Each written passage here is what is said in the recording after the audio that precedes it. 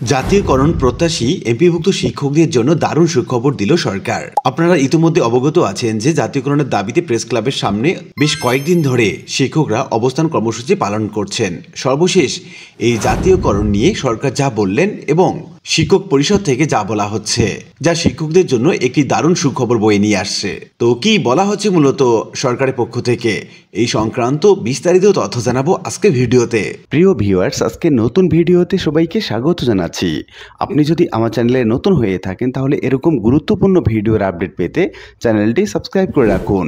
ভালো লাগলে like comment করুন আর সম্পূর্ণ ধারণা পেতে পুরো ভিডিওটি না টেনে দেখুন। তাহলে শুরু করা যাক। এমপিও শিক্ষা প্রতিষ্ঠানকে সরকারি করার দাবিতে চতুর্থ দিনেও জাতীয় প্রেস ক্লাবের সামনে অবস্থান কর্মসূচি পালন করেছেন শিক্ষক কর্মচারীরা। তারা সরকারি নিয়মে বাড়ি ভাড়া, মেডিকেল ভাতা, শতভাগ উৎসব ভাতা এবং এমপিভুক্ত শিক্ষা জাতীয়করণ চাচ্ছেন। শনিবার 15 ফেব্রুয়ারি জাতীয় প্রেস ক্লাবের সামনে তাদের অবস্থানে দেখা যায়। তারা বলছেন, আজকের মধ্যে দাবি না মানলে রোববার থেকে অবস্থান কর্মসূচির সঙ্গে অধ দিবস কর্মসূচি পালন করবেন তারা।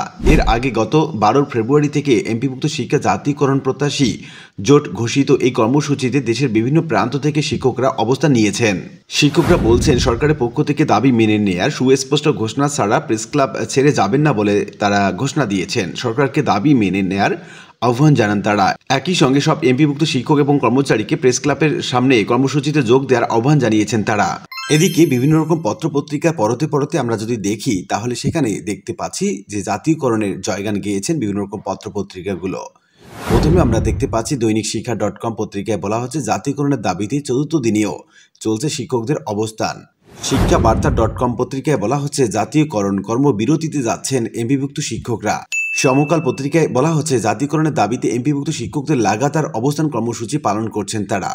জাতীয়করণের দাবি আদায় অধ দিবস কর্মসূচি ঘোষণা দিয়েছেন বেসরকারি শিক্ষকরা, বলছে দ্য ডেইলি ক্যাম্পাস পত্রিকা। এখানে বলা হচ্ছে, এমপিভুক্ত শিক্ষা প্রতিষ্ঠান জাতীয়করণের দাবিতে টানা চতুর্থ দিনের মতো অবস্থান কর্মসূচি পালন করেছেন শিক্ষক কর্মচারীরা। দাবি আদায় আগামীকাল রোববার 16 ফেব্রুয়ারি অধ দিবস কর্মসূচি ঘোষণা দিয়েছেন তারা। শিক্ষকরা বলছেন, বেতন স্কেল সহ সরকারি নিয়মে তাদের বাড়ি ভাড়া, চিকিৎসা ভাতা এবং শতভাগ উৎসব ভাতা দিতে হবে। আজকের মধ্যে দাবি মেনে না নিলে 16 ফেব্রুয়ারি থেকে এমপিভুক্ত শিক্ষকরা অধ দিবস কর্মসূচি পালন করবেন। গত 12 ফেব্রুয়ারি থেকে এমপিভুক্ত শিক্ষা জাতীয়করণ প্রত্যাশী জোট ঘোষিত এই কর্মসূচিতে সারা দেশ থেকে কয়েকশো শিক্ষক ঢাকায় এসে দিনভর জাতীয় প্রেস ক্লাবের সামনে অবস্থান কর্মসূচি পালন করেছেন। ক্রমে তাদের এই আন্দোলন শিক্ষক কর্মচারীদের অংশগ্রহণ বাড়ছে বলে দাবি বিভিন্ন গণমাধ্যমগুলোর। এদিকে আরেকটি সংবাদে বলা হচ্ছে, এমপিভুক্ত শিক্ষা জাতীয়করণে একটি সহজ সমীকরণ প্রকাশ হলো। মাত্র 218 কোটি টাকা হলেই জাতীয়করণ করা সম্ভব, বলছেন অধ্যক্ষ সেলিম ভুঁইয়া। মাধ্যমিক এবং উচ্চ মাধ্যমিক পর্যায়ে এমপিভুক্ত শিক্ষা প্রতিষ্ঠান জাতীয়করণ করার জন্য সরকারি কোষাগার থেকে মাত্র 218 কোটি টাকা প্রয়োজন বলে জানিয়েছেন শিক্ষক কর্মচারী ঐক্য জোটের চেয়ারম্যান এবং বিএনপি সাংগঠনিক সম্পাদক অধ্যক্ষ মোহাম্মদ সেলিম ভুঁইয়া। আমরা যদি এমপিভুক্ত শিক্ষা প্রতিষ্ঠানের জাতীয়করণের সহজ একটা সমীকরণ, অর্থাৎ আয়ের যে একটা উৎস, সেটা যদি সরল একটা সমীকরণ দেখি তাহলে আমরা দেখতে পাচ্ছি, কলেজ পর্যায়ে প্রতিষ্ঠান আছে 4060টি, স্কুল পর্যায়ে আছে 19,838টি, মাদ্রাসা পর্যায়ে আছে 9,341টি, কারিগরিতে আছে 5,896টি এবং সর্বমোট 39,092টি শিক্ষা প্রতিষ্ঠান রয়েছে। এবং এখানে যদি আমরা শিক্ষকের সংখ্যা দেখি, কলেজ পর্যায়ে আছে 1,17,337 জন, স্কুল পর্যায়ে আছে 2,43,553 জন, মাদ্রাসা পর্যায়ে রয়েছে 1,13,368 জন, কারিগরিতে আছে 32,378 জন এবং সর্বমোট 5,06,636 জন। এখন আমরা দেখে নিচ্ছি যে শিক্ষার্থী সংখ্যা সম্পর্কে। শিক্ষার্থী সংখ্যা কলেজ পর্যায়ে আছে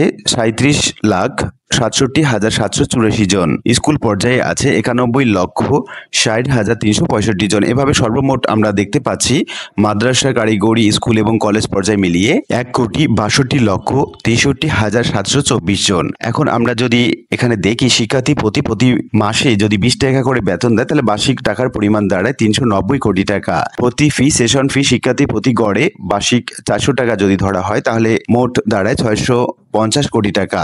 অন্যান্য আয় গড়ে প্রতিষ্ঠান প্রতি যদি আমরা 50,000 টাকাও ধরি সর্বনিম্ন, তাহলে দেখতে পাচ্ছি 200 কোটি টাকার মতো আয় সম্ভব। সরকার এমপিও বাবদ বর্তমান ব্যয় করে 1425 কোটি টাকা, জাতীয়করণের জন্য প্রয়োজন 2500 কোটি টাকা। প্রতিষ্ঠান মোট আয় আমরা দেখতে পাচ্ছি 1240 কোটি টাকা, জাতীয়করণের জন্য অতিরিক্ত প্রয়োজন 1075 কোটি টাকা। প্রতিষ্ঠান থেকে প্রাপ্তি 1240 কোটি টাকা, অতিরিক্ত হিসাবে আরো দরকার 165 কোটি টাকা। এছাড়া অন্যান্য আয় রয়েছে। আর এই কারণে বলা হয় যে জাতীয়করণের ক্ষেত্রে আর্থিক কোনো সমস্যা নয়, প্রয়োজন সদিচ্ছার।